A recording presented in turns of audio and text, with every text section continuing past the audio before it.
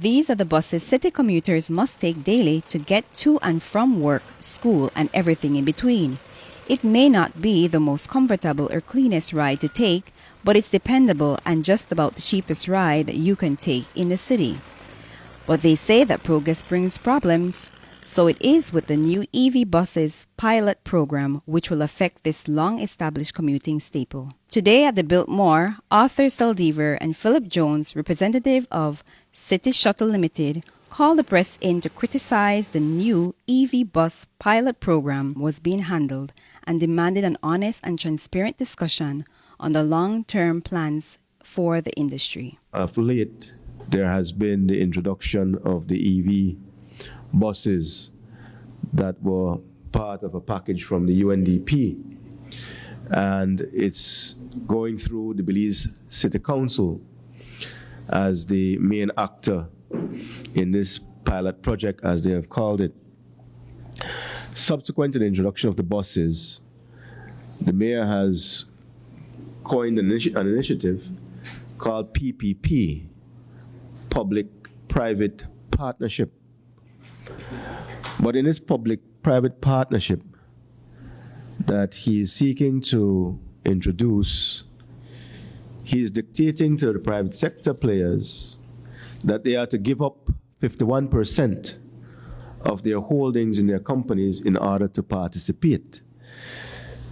So in reality, without having any stake in the industry of its own and using donor funds, the City Council is attempting to pilfer through this PPP, private property.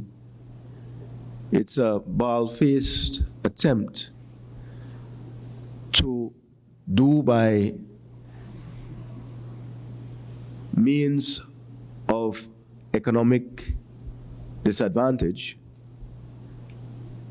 strong arm from small operators and large, that which they have invested their life's blood and experience in the case of City Shuttle Limited, more than 35 years in developing an industry. Saldivar says this is not a new cry made to the authorities. In fact, he says, from the time the EV buses pilot program was introduced 2 years ago, City Shuttle Limited has been in communication with both the UNDP and the Belize City Council, trying to get an audience to have its concerns tabled, only to be denied.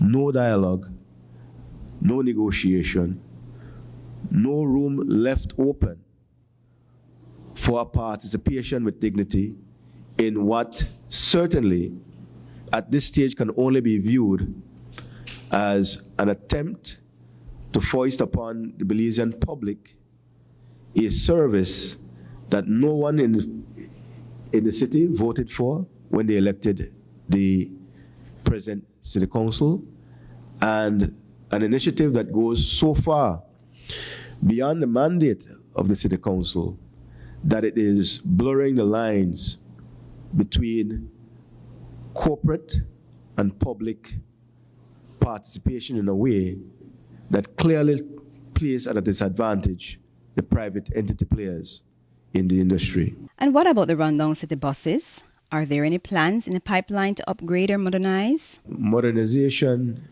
is something that we all want to see, but we want it to also be sustained. And the capacity to sustain the industry lies in those who have experience in that industry. We can all bring something new to the table when it's given to us.